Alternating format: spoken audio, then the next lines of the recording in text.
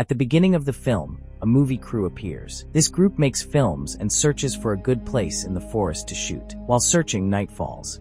The crew consists of 3 people, Dale, Kate, and their cameraman. They lose their way and keep circling back to the same spot, which means they are completely lost. To spend the night, they begin looking for a place to set up tents. During this search, they suddenly notice a man standing in front of them, staring at them. When the man turns his face, it shocks them. He is wearing a strange mask. The crew feels terrified and tries to run away quickly. But this masked man is not alone. 2 more people appear with him, including a woman. At this point, Dale takes out his phone to check signals, hoping to call for help. Suddenly, one masked man attacks him with a chainsaw and kills him. Now, only 2 people remain in the crew, Kate and the cameraman. Unfortunately, they also do not survive for long because the masked killers murder both of them in a brutal way. The cameraman's camera records everything. The scene then shifts, showing another movie crew. This team also has 3 members, including a girl named Hope, her partner Ben, and a cameraman. A producer has instructed them to find a good cabin for their short film. At first, they cannot find any proper cabin. Hope suggests that maybe a good one can be found deeper inside the forest, so they drive toward it. On the way, they stop at a gas station to fill the car. The cameraman records everything, explaining that the producer ordered him never to turn off the camera. After fueling up, they continue into the forest. In the middle of the forest, they finally spot a cabin. Ben becomes scared and insists that they should leave, but Hop ignores him and moves toward the cabin. Suddenly, a girl's scream is heard from inside. The group enters to check and discovers that the sound comes from a television playing inside. While checking the cabin further, they encounter the cabin owner, John. John becomes angry at their intrusion, but they explain that they only entered because of the scream. Hope then tells him they want to rent the cabin for 2 days. Seeing the situation, John demands $2,000, taking advantage of their need. Hope bargains and offers $750 for 1 day instead. At first, John refuses, but then agrees, since it is still a good amount for him. After taking the money, John prepares to leave, but suddenly warns them not to go deeper into the forest. He explains that a group of people used to live there, but the government forced them out. Some left,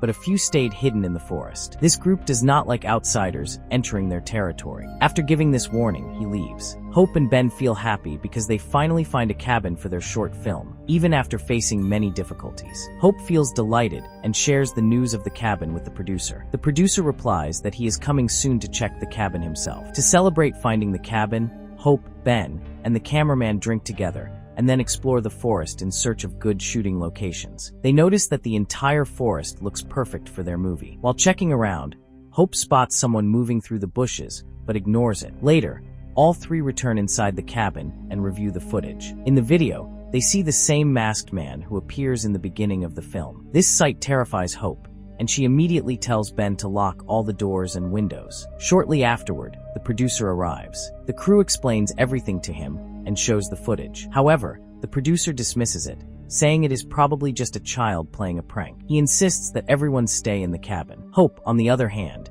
does not want to remain there. The producer then suggests spending the night elsewhere, but only after waiting a bit, because one of his colleagues is supposed to arrive to check the cabin. Hope tells Ben to start packing, and as Ben sits near the window, Hope looks outside and spots the masked man again. Fortunately, the camera records everything. She quickly informs the producer. He is about to check the footage when a sudden knock at the door interrupts them. The producer steps outside to see who is there, but no one is present. He believes it is just another prank and returns inside. He tries to calm everyone down, saying they are overthinking and should instead focus on starting their short film. While he is speaking, another knock sounds at the door. This time, when he goes outside, 3 masked killers stand before him. He tries to threaten and warn them to leave, but they do not move. Suddenly, one of them strikes his head with a hammer, causing severe bleeding and a gruesome death. The cameraman rushes inside with the camera, and the group is shocked by what happens to the producer. It soon becomes clear why their phones have no signal. The masked killers carry a device that blocks them. The situation worsens as the power also goes out,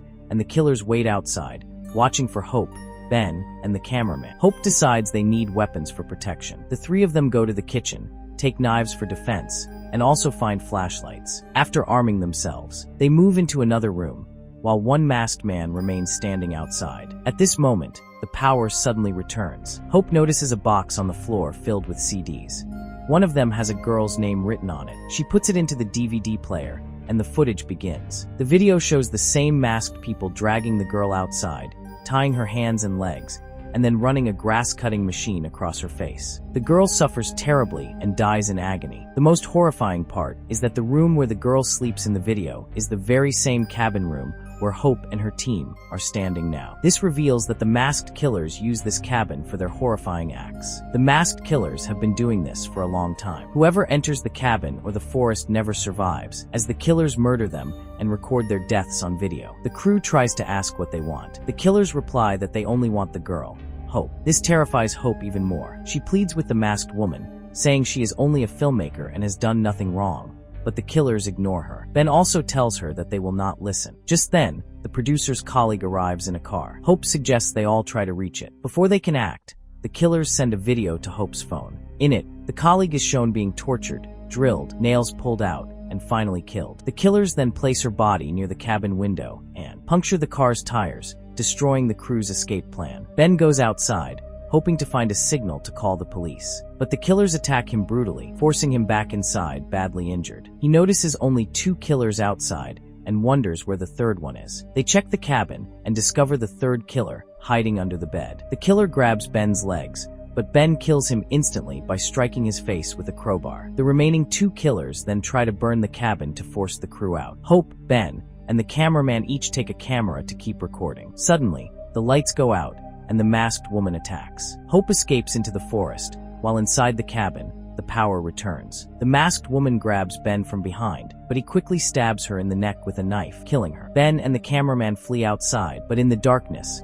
they get separated. Hope runs deeper into the forest, but is attacked by the last masked man. She escapes to her car, but the killer follows with a chainsaw, forcing her to run again. Meanwhile, the cameraman finally finds a signal and tries to call the police, but another masked killer, different from the chainsaw man, sneaks up and kills him. This reveals that there are many such killers operating in the forest. Hope reaches the main road and encounters a car. The driver is John. She enters and explains everything, begging for help. But instead of saving her, John drives her back toward the cabin, revealing that he too is one of the killers. Realizing this, Hope stabs him in the stomach with a knife and escapes. Meanwhile, Ben continues running but stumbles upon an old cabin, where he finds the cameraman's corpse. Suddenly, the chainsaw killer appears and kills Ben as well. Hope records a final message, saying this might be her last words. She urges anyone who finds the video to seek police help and destroy the masked killers. She then sets a trap for the remaining killer. When he falls into it, she smashes his head repeatedly with a stone until he dies. As Hope tries to escape, the chainsaw man attacks again, wounding her stomach. Even in pain,